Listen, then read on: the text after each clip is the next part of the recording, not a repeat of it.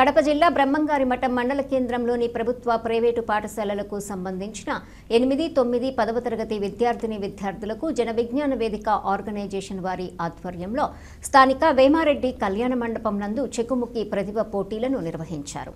అనంతరం గెలిచిన విద్యార్థులకు ప్రథమ, ద్వితీయ, తృతీయ కన్సోలేషన్ బహుమతులను, మెడల్స్ను, ప్రశంసా పత్రాన్ని అందజేశారు.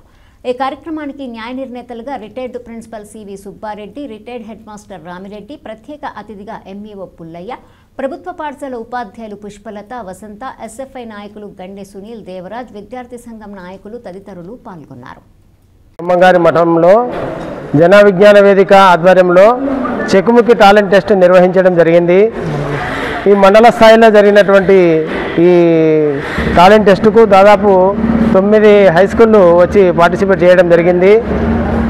చాలా ఉత్సాహంతో విద్యార్థులందరూ పాల్గొన్నారు.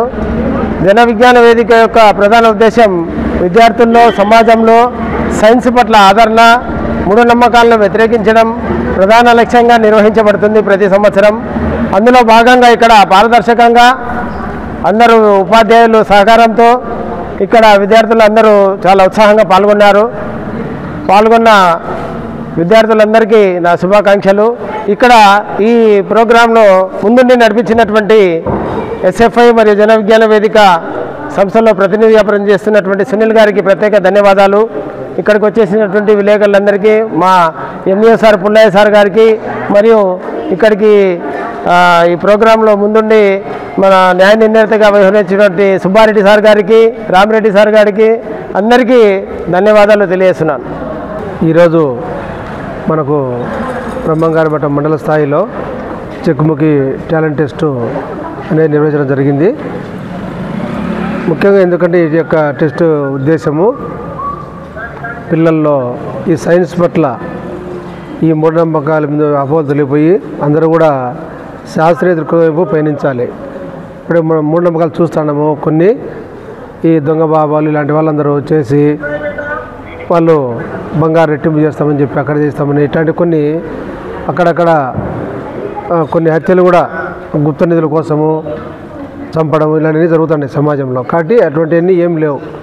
మనము ఈ పాపము ఇట్లా చేస్తే ఒక రోజు 89 చనిపోయారు అక్కడ, ఇది శ్రీకాకుళం జిల్లాలో.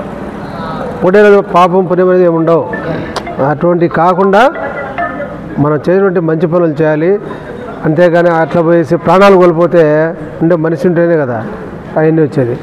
కాబట్టి ఏవి కూడా సమాజంలో మూఢనమ్మకాలు అనేవి ఉండకూడదు. దాని మీద అవగాహన కలగాల. అవన్నీ పెంపొందించడమే దీని యొక్క ప్రజల్లో కానీ సమాజం పట్ల కానీ విద్యార్థులు అంటే దీని యొక్క ముఖ్య ఉద్దేశం. అదేవిధంగా ఈరోజు ఈ టాలెంట్ టెస్ట్లో 9 స్కూల్ పాల్గొన్నాయి. అందులో ఫస్ట్ ప్రైజ్ వచ్చేసి జెడ్పీహెచ్ఎస్ మల్లేపల్లి వాళ్ళు, అంబేద్కర్ గురుకుల పాఠశాల, తర్వాత 3వ వచ్చేసి మహాగురుకులము, తర్వాత ప్రైవేట్ స్కూల్లో దీప్తి, లిఖిత, వరుణ్ వంటి వాళ్ళు కూడా ప్రైవేట్ స్కూల్లో ఫస్ట్, సెకండ్, థర్డ్ రావడం జరిగింది.